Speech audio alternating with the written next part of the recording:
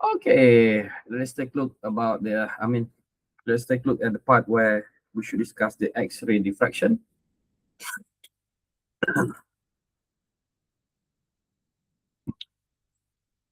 Why do we need diffraction?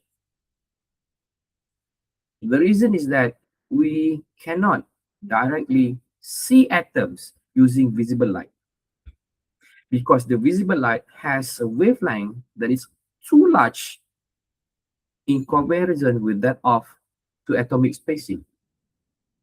That's why we cannot see using our naked eye, because our naked eye highly dependable to the visible light. Why is it called visible light? Because our eyes can only see the visible light, the red, orange, yellow, green, blue, indigo, and violet. That 7 color, the wavelength is far too big if we want to compare with the atomic spacing. Cannot be used. We want the wavelength to be diffracted such that we could collect the data of the diffraction. Remember, we need the D, and we need to know the theta, the diffracted angles. So if our light, the wavelength is too big, such that the incoming wavelength of the visible light cannot be diffracted at all.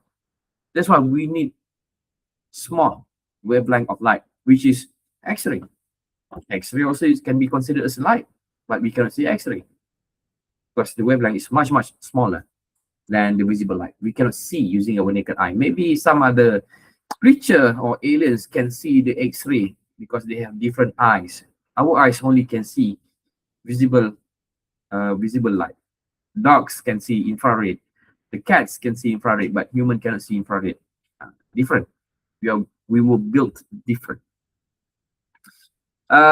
So for diffraction to occur effectively, the wavelength, the lambda, must be comparable to the interplanar spacing, the D, if you remember my lecture on Tuesday. So in crystals, D is typically on the order of 10 to the power of negative 10 meters, or known as angstrom. Very, very small. We cannot see. So that is why X-rays are suitable, because their wavelength is of the same order as the atomic spacing. So diffraction acts as an indirect microscope for crystal structure. The analogy is like that. We are not dealing with the microscope anyway. We are dealing with spectroscopy. This is not a microscope. X-ray diffractometer is not the microscope. It is a spectroscopy because it gives us graph. Any instrument that gives us graph, we call them a spectroscopy or spectrometer. A meter that gives us the graph of whatever intensity they are measuring. So diffractometer, we are measuring the intensity of diffraction. At certain wavelength, at certain angle, what is the intensity of the diffraction of the X-ray? So that's why we call it as certain instrument. We call it as spectroscopy. For example, XRD spectrometer. What else? The UV spectrometer. What else? The photoluminescence spectrometer. What else? The FTIR spectrometer. What about microscope? Microscope is different. We are giving images for us. The field emission scanning electron microscope, the high resolution transmission electron microscope. What else? Electron microscope. We have the normal scanning electron microscope. That's all.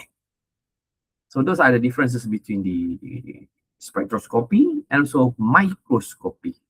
Do not get confused. So next slide. The Bragg's law. Now we arrive at the one of the most important equations in this chapter, which is the Bragg's law. You have learned this before. When X-ray reflect from two adjacent crystal planes, there is a path difference between the two reflected waves. Remember when on Tuesday I demonstrated an X-ray hit the front guy. I can't remember your name. I'm very, very sorry. I'm really bad at remembering names. I can't remember. Remember your face. That handsome guy who sits in front of Ed, kan? That guy. The first wave of X-ray hit him and reflected or diffracted, and the second wave of X-ray wave hit Ed and get diffracted. So if we measure the path difference between these two reflected waves, there is a path difference. Their path is not the same. One X-ray travels further than the other X-ray. Okay, so there is a path different. Now, the path different we could calculate using the Bragg's law. So, for constructive interference, that path difference must equal to an integer multiple of the wavelength. So, from the geometry, we obtain n lambda equals to 2d sin theta. This is apa kata? Ini yang geometri tingkatan 3 kot tu belajar in form 3 I think. Kan? Kalau theta kat sini, kalau sin apa bagi apa, the opposite over hypotenuse kan kalau sin kan. So we are actually constructing this triangle lah. Kan? Oops, ni this triangle. Ni triangle. Alah, buruknya lukisan saya. This triangle. Ni. Okay.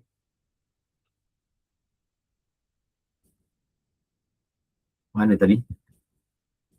Okay. Where n, what is n? N is the diffraction order. Could be 1, 2, 3, any integer. Lambda is the wavelength of the X-ray. We have different type of X-ray and different type of X-ray. We have different wavelength of X-ray. The smaller the wavelength of the X-ray, the shorter the wavelength of the X-ray, the more powerful the X-ray it could be. D is the spacing between the plane, which is the interplanar spacing. Theta is the glancing angle of the plane, the diffracting angle. So this equation tells us exactly when diffraction peaks appear. So if we measure the diffraction angle and know the X-ray wavelength, we could calculate the spacing between the crystal plane. So this is the foundation of X-ray diffraction analysis. To calculate D, from the theta, we have the lambda, we know n, definitely we could calculate the D, the interplanar spacing. That should be the initial step. From that, we could calculate more parameters later.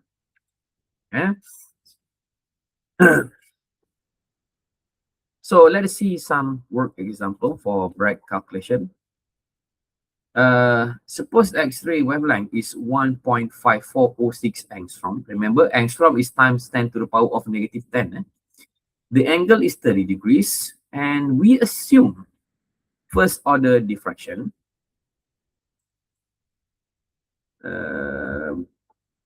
So n equals to 1, and using the Bragg's law, okay, D equals to n lambda over 2 sin theta. From n lambda and from the Bragg's law in previous slide, and we have n lambda equals to 2d sin theta. And we rearrange the equation, becomes D equals to n lambda over 2 sin theta. And by substituting the value, n equals to 1, lambda equals to 1.5406 angstrom, you could use angstrom, no problem. But later, if the answer needs to be translated into meter or nanometer, you could do that accordingly. And the theta is known, 30 degrees. Just hit your calculator. You got D is 1.5406 angstrom. Sama jawapan dia.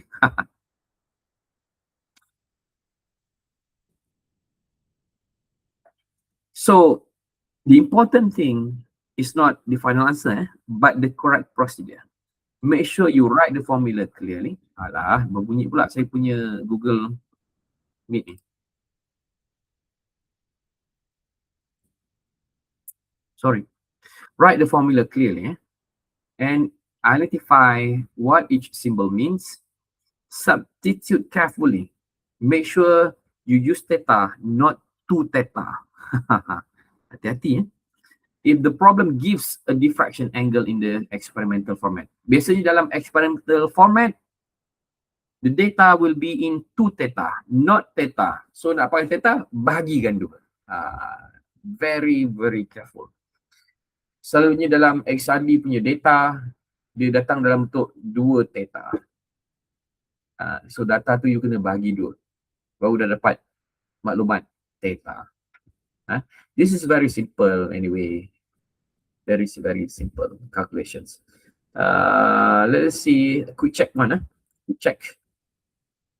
So now, I want you to try a quick question on your own. Take about 1 minute to choose the correct answer. And after that, discuss with your partner or yourself, your inner self, why your answer is correct and why the others are not. So the key point here is to be careful about the angle convention. Many diffraction results are reported into theta. So you must convert theta before using the Bragg's law. Ini, check lah. Crystal plane. Ejaan salah ni. Crystal plane diffracts X-ray. Diffracts Ni diffracts. Salah aja, sorry. Diffracts X-ray at 2 theta, 60 degrees. Using the wavelength of the X-ray, what is the interplanar spacing D? This question looks very easy, but you need to remember, you need to use the theta. So theta should be 30 degrees. Just like that. Soalan could be like this. This is very simple, but sometimes even a master or PhD students also makes mistake. This is a real fact. Sungguh pahit untuk ditelan, tapi inilah dia yang sebetulnya. Alright, now. So far, we have built the foundation. You should now be able to distinguish the difference between lattice and basis, explain primitive cells and weakness sites cells, understand why diffraction is needed. And one more, use the Bragg's law for a simple calculation. Next, we move into more abstract but very powerful, which is the idea of reciprocal space. Okay, kita dalam video seterusnya.